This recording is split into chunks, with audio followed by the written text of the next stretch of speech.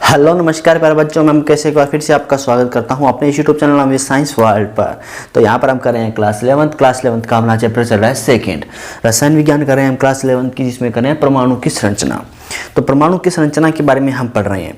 तो इसके अंदर हमारा चल रहा है कि प्रकाश के बारे में हम विस्तार से पढ़ रहे हैं। तो हम पिछली कक्षा में हमने पढ़ चुका है कि जो प्रकाश होता है, ठीक है, तो उसके व्यवहार के बारे में हम कह सकते हैं कि अच्छे से हमने जानने की कोशिश की थी कि प्रकाश कणीय प्रकृति का है या तरंग प्रकृति का, या किस तरह की प्रकृति प्रकाश है वह रखता है। तो जिसके अंदर हमने प्रकाश विद्युत प्रभाव या प्रेक्षण उसके बारे में पढ़ लिया था। आज का जो हमारा टॉपिक है वह रहने वाला है आइंस्टाइन द्वारा प्रकाश विद्युत प्रभाव की व्याख्या। तो आज हम यह सीखने वाले हैं कि जो आइंस्टाइन थे उन्होंने प्रकाश विद्युत प्रभाव की व्याख्या वो किस प्रकार से की थी और उन्होंने क्या विस्तार से इसके बारे में विवेचना की थी। तो इसके बारे में हम आज जानकारी है वो अच्छे से प्राप्त करने वाले हैं। तो हम यहाँ पर देखेंगे कि जो प्रकाश विद्युत प्रभाव की व्याख्या है वो प्रकाश की कण प्रकृति से भी की जा सकती है। ठीक है, तो किससे की जा सकती है कि प्रकाश विद्युत प्रभाव की व्याख्या प्रकाश की कण प्रकृति से भी की जा सकती है। तो लिख सकते हैं कि कण प्रकृति से भी, आइंस्टाइन ने यह कहा था, कण प्रकृति से भी की जा सकती है। तो कण प्रकृति से कैसे की जा सकती है? तो अगर हमें कण प्रकृति से इसकी व्याख्या करनी है तो हम यहाँ पर क्या कहेंगे, हम यह कहेंगे कि जो फोटॉन्स के प्रवाह में रहते हैं। तो हम यहाँ पर क्या कहेंगे, जो फोटॉन्स है उनके प्रवाह में रहते हैं। तो लिख लेंगे फोटॉन्स के प्रवाह में रहते हैं, फोटॉन्स के प्रवाह में रहते हैं। ठीक है, तो अब देखिए, अब हमें क्या करना है कि हमें पता है कि धातु है उसके अंदर इलेक्ट्रॉन्स है। ठीक है, धातु के अंदर क्या होते हैं, इलेक्ट्रॉन्स होते हैं। अब जो इलेक्ट्रॉन है वह किसी न किसी बल के कारण, किसी न किसी कह सकते हैं कि उन पर कोई ना कोई तो ऐसा बल कार्य कर रहा होगा जो कि उन्हें वहां पर रोके हुए। ठीक है, यहाँ पे हम क्या जानेंगे कि मान लीजिए ये कोई परमाणु है, इसके नाभिक है। ठीक है, तो इसके अंदर कक्षाओं में इलेक्ट्रॉन चक्कर लगा रहे हैं।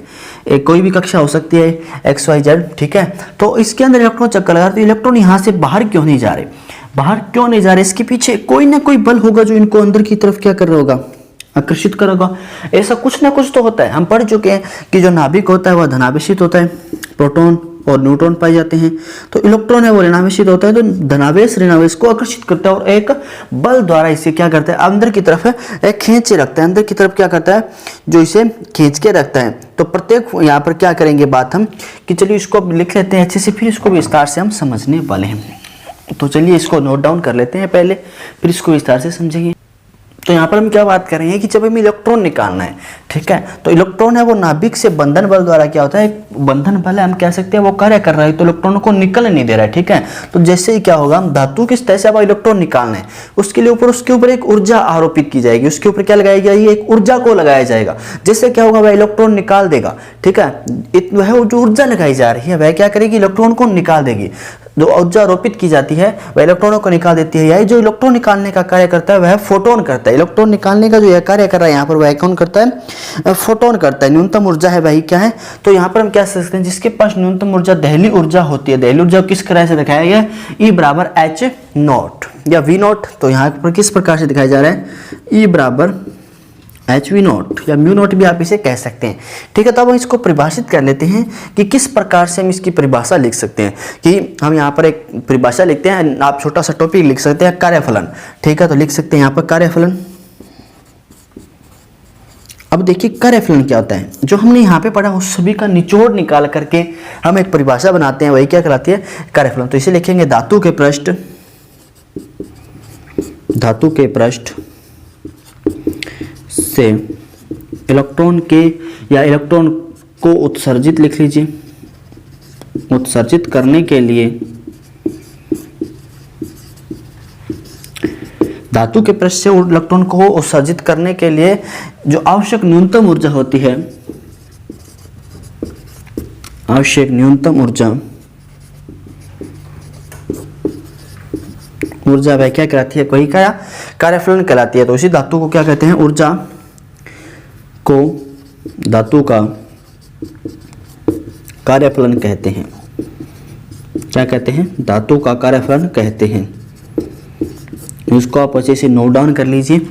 तो यही क्या है, हमारी कार्यफलन की परिभाषा है कि धातु के पृष्ठ से इलेक्ट्रॉन को उत्सर्जित करने के लिए, कोई धातु है उसका पृष्ठ है, जैसे ये इसे मान लेते हैं कोई धातु, इसके पृष्ठ से इलेक्ट्रॉन को उत्सर्जित करने के लिए जिस न्यूनतम ऊर्जा की हमें आवश्यकता होती है वही क्या कहलाता है, हमारा कार्यफलन कहलाता है। ठीक है, तो यहाँ पर हम क्या कह सकते हैं कि जो सभी धातु हैं उनके लिए सभी कार्यफलन का मान क्या होता है, अलग अलग होता है। तो ये भी नोट डाउन कर लीजिए कि सभी, आप कह सकते हैं यह सभी धातुओं के लिए जो कार्यफलन है सभी धातुओं के लिए अलग अलग होता है। क्या होता है, अलग अलग होता है। ऐसा नहीं है कि कार्यफलन का मान किसी एक धातु के लिए, जैसे कि ले लिया आपने सोना ले लिया, सोने के लिए उतना ही, चांदी के लिए उतना ही, एल्यूमिनियम के लिए उतना ही, सोडियम के लिए, सभी के लिए यह मान क्या होगा, अलग अलग होगा। क्योंकि जो सोडियम है वह क्या करता है, बहुत जल्दी से इलेक्ट्रॉन निकालना चाहता है। लेकिन उसी की तुलना में अगर हम बात करें मैग्नीशियम की, तो मैग्नीशियम थोड़ा सा कम क्रियाशील होता है सोडियम की तुलना में। तो इस प्रकार से आप पहले से नोट डाउन कर लीजिए, फिर इसको विस्तार से हम अच्छे से समझते हैं। तो स्क्रीनशॉट लेना चाहें स्क्रीनशॉट ले लीजिए, पॉज करके लिखना चाहते हैं तो पॉज करके लिख लीजिए जल्दी से। फिर हम क्या बढ़ते हैं, हमारे टॉपिक को आगे कंटिन्यू करते हैं। तो आपने अच्छे से देख लिया। अब देखिए हमें एक प्रकार से कह सकते हैं इसको किस प्रकार से दर्शाएं, किस प्रकार से हमने जो अभी बातें की कि इलेक्ट्रॉन को निकालने के लिए जितनी ऊर्जा की आवश्यकता होती है वह कार्यफलन कहलाता है, धातु का कार्यफलन कहलाता है। तो उसको हम परिभाषित करते हैं। अगर इसको एक लिखना चाहिए तो हम लिख सकते हैं प्रेषित फोटोनों की ऊर्जा। यहाँ पे लिख लीजिए प्रेषित, मार्कर में दिक्कत आ रही है कोई, थोड़ा सा दोबारा लिखते हैं। तो यहाँ पे लिखेंगे प्रेक्षित फोटोनों की ऊर्जा क्या है, प्रेक्षित फोटोनों की ऊर्जा। तो इसको हम क्या दर्शाते हैं, एच म्यू। हमने देखा था प्रेक्षित फोटोनों की ऊर्जा को हमने किससे बताया था, एच म्यू। तो इसको हम क्या कहेंगे, हमारे जो कार्यफलन है उससे बात कर लेते हैं।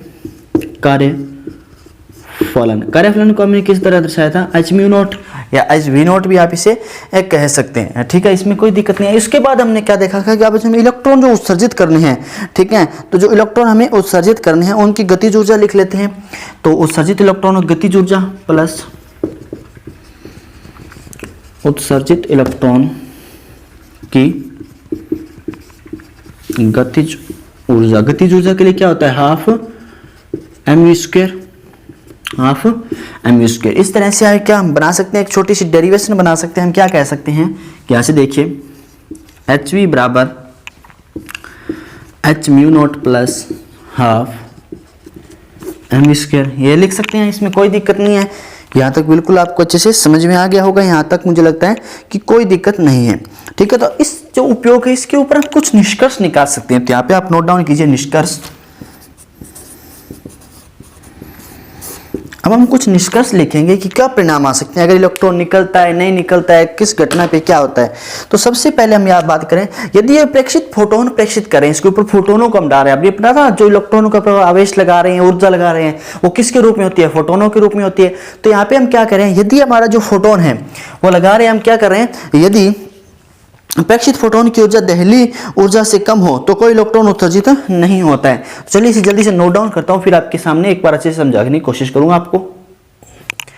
तो हम क्या देख रहे हैं, निष्कर्ष देख रहे हैं कि किस प्रकार से हमने जैसे उसके ऊपर क्या डाला, यहाँ पर दहलीज ऊर्जा या फोटोन प्रेषित किया, जो दहली ऊर्जा है से किस प्रकार से प्रभावित होते हैं। चलिए देखते हैं। पहले हम बात करते हैं पहले निष्कर्ष के बारे में। यदि प्रेक्षित फोटोन, जो फोटोन धातु की सतह पर डाले जा रहे हैं, कि ऊर्जा दहली ऊर्जा से कम है, तो जिसकी ऊर्जा अगर वो दहली ऊर्जा वहां पर लगा रहे हैं, इलेक्ट्रॉन वो पकड़ने की ऊर्जा है, तो क्या होगा, इलेक्ट्रॉन उत्सर्जित नहीं होंगे। क्यों नहीं होंगे, जैसे देखिए ये धातु है हमारे पास, इसको धातु मान लेते हैं, इसके ऊपर क्या जान रहे हैं, फोटोन डाल रहे हैं। फोटोन की ऊर्जा इतनी है ही नहीं कि इस धातु की सतह से इलेक्ट्रॉन को निकाल सके। इसके नाभिक के जो आकर्षण कर रहे हैं इलेक्ट्रॉनों को उससे कम है, तो कैसे इलेक्ट्रॉनों को उत्सर्जित नहीं करेगी। अगर उसके बराबर है तो इलेक्ट्रॉनों को निकाल तो देगी, लेकिन उसकी गतिज ऊर्जा, उसे गति कराने में बिल्कुल भी सहायता नहीं करेंगे। लेकिन जब क्या होगा कि जो फोटोनों की ऊर्जा है, इसके अंदर जो गतिज ऊर्जा लग रही है, मतलब जो नाभिक का आकर्षण लग रहा है, उससे अधिक होगी, तो इलेक्ट्रॉन निकल भी जाएंगे और आगे गति भी कर जाएंगे। तो इसी को यहाँ पर निष्कर्ष के रूप में लिखा है हमने। देख लीजिए कि यदि प्रेक्षित फोटोनों की ऊर्जा दहली ऊर्जा के बराबर है तो इलेक्ट्रॉन धातु की सतह से मुक्त हो जाएंगे, पर गतिज अवस्था प्राप्त नहीं करेंगे, गति करना प्रारंभ नहीं करेंगे। यदि फोटोनों की ऊर्जा दहली ऊर्जा से अधिक हो तो इलेक्ट्रॉन उत्सर्जित भी होंगे और उसकी क्या कह सकते हैं, गतिज ऊर्जा भी प्राप्त करेंगे। इसको समझते हैं इस प्रकार से। देखिए ये हमने क्या ली, कह सकते हैं कि धातु की छड़ ली या धातु की प्लेट ली, कुछ भी इसे आप कह सकते हैं। ठीक है, उसके ऊपर आपने क्या डाला, यहाँ आपने उसके ऊपर प्रेक्षित किया कि यहाँ पर प्रेक्षण प्रभाव लगा दिया। प्रेक्षित प्रकाश मतलब क्या डाल रहे हैं, इसके ऊपर गतिज ऊर्जा लगा रहे हैं, मतलब फोटोनों की ऊर्जा ला रहे हैं, फोटोन डाल रहे हैं। तो आप यहाँ पे क्या लिखेंगे, प्रकाश ठीक है। तो अगर ये प्रकाश की जो मान है, ये जो ऊर्जा है वह किससे दहली ऊर्जा से अधिक है, किससे है, दहली ऊर्जा से अधिक है, तो इलेक्ट्रॉन निकल जाएगा इस तरह से, इलेक्ट्रॉन इस तरह से निकल जाएगा। तो यहाँ पर हम क्या कह सकते हैं, ये इलेक्ट्रॉन क्या है, उत्सर्जित हो चुका है, इस तरह से इलेक्ट्रॉनों को क्या हो गया, उत्सर्जन हो गया है। तो यहाँ पर हम क्या कह सकते हैं, इसका जो इलेक्ट्रॉनों का उत्सर्जित होना है वह किसके बराबर है, हाफ, क्या कह सकते हैं, जो इलेक्ट्रॉनों का उत्सर्जन है वह यहाँ पर हम बता सकते हैं कि इस प्रकार से half mv² h minus h0, ठीक है। तो इस प्रकार से हम इसको दर्शा सकते हैं। अब ये जो डेरिवेशन है ये हमें कहाँ से प्राप्त हुई, यहाँ से हम इसको क्या मान सकते हैं, ई मान सकते हैं कि ई एनर्जी क्या है, जो एनर्जी लगाई जा रही है, जो ऊर्जा लगाई जा रही है उसको ई के बराबर रखा, mv plus half mv², mv plus half mv²। अब जहाँ पे इसको इधर लेके आएंगे तो जो mv है, ये जो hμ है हमारा, ठीक है, तो ओ और ये उस साइड जैसे ही जाएंगे तो ये माइनस में प्रतीत हो जाएगा, hμ से जाएगा माइनस में प्रतीत हो जाएगा। इस प्रकार की हमें डेरिवेशन यहाँ पर प्राप्त हो जाने वाली है। चलिए इस जल्दी से नोट कीजिए, फिर आगे बढ़ते हैं और प्रकाश की जो द्वैत प्रकृति है उसके बारे में हम समझते हैं।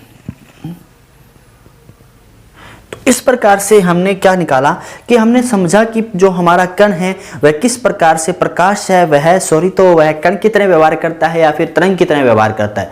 इसके ऊपर वैज्ञानिकों को क्या हुआ, अभी भी कंफ्यूजन था।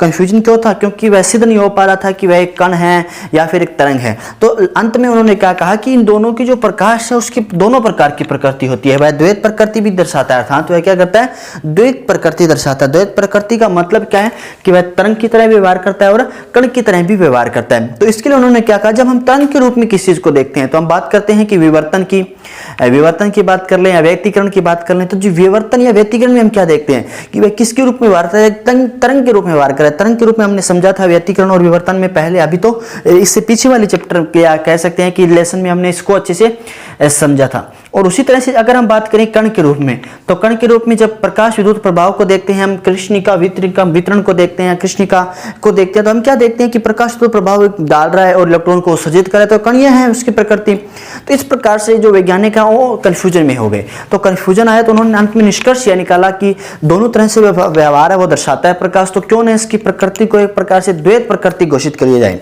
तो इसलिए वैज्ञानिकों ने क्या किया, जो प्रकाश है उसकी प्रकृति को द्वैत प्रकृति घोषित कर दिया। तो ना तो भाई पूर्ण रूप से यह कि प्रकाश है वो कणीय रूप में होता है या तरंग रूप में होता है। तो इस तरह से इसका जो कह सकते हैं कि समस्या का हल निकाला गया। तो चलिए आप जल्दी से नोट कीजिए इसे, फिर आगे बढ़ते हैं और हमारे अगले टॉपिक की तरफ हम प्रस्थान करते हैं। तो प्यारे बच्चों, आज की क्लास में बस इतना ही। आगे अगली क्लास में जानेंगे अच्छे से इसको और एक्सप्लेन को विस्तार से समझेंगे। तो कैसे लगी आज की क्लास आपको बताइएगा जरूर। मिलते हैं अगली क्लास में, तब तक के लिए गुड बाय, टेक केयर, जय हिंद प्यारे बच्चों।